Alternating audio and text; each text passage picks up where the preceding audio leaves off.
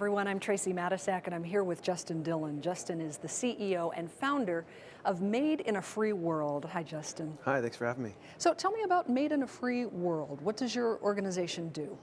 Yeah, we're an organization that works to end modern-day slavery, specifically in the marketplace. So we use the power of the marketplace to be able to identify risks of forced labor in global supply chains.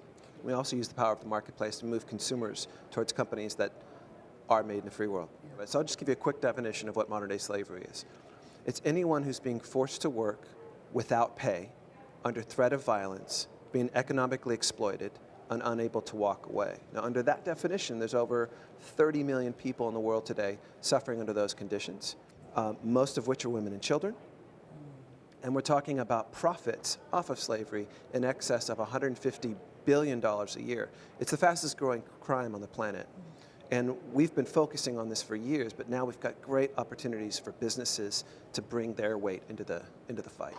Slavery is a business, and these businesses have lots of different networks. I'll give you an example. We were doing research on a project that we're supporting in India, where we're helping get little girls out of mica mines. Mica is the sparkle that goes into makeup, right? So anything that sparkles has mica in it. Well, 60% of that comes from this one region in India, and child labor is pervasive. So we went there to be able to film and start a project to pull these kids out of these mines. Well, as we were pulling up to every mine, there was a network of traffickers and slavers on the tops of the hill, making sure that we don't get and able to film and get to the kids. Eventually we did. My point is, they're very inclined to make sure that their network protects against ours. So that's where we really see.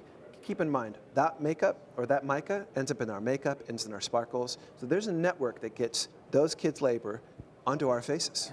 So we have to use the network to be able to stop it from happening in the first place. So you're helping to identify where there's risk in the supply chain, yes, which helps then businesses make decisions about who they do business with, essentially. That's right. So as you think about your presentation today, your opportunity to talk with folks here at Ariba Live, what are the one or two things that you want people to come away with from what you talked about?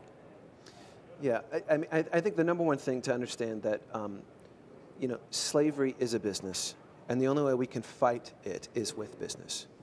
And we've been looking at this issue for years, and we've been helping people understand how supply chains work. In fact, we created a website called slaveryfootprint.org, where over 23 million consumers have come to answer the question, how many slaves work for me? College students, you name it, from every country in the world have come, and now this is a big part of their conversation. What is in my stuff?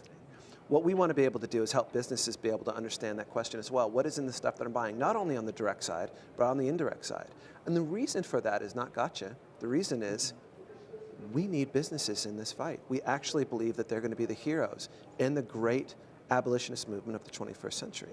In fact, there's never been an ending of slavery where business wasn't involved at some level.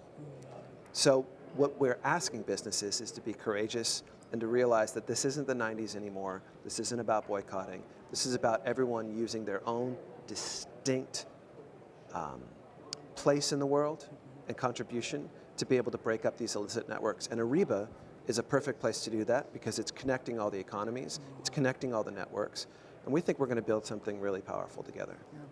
We've been talking with Justin Dillon. He's the CEO and founder of Made in a Free World. Justin, thank you so much. Thank you.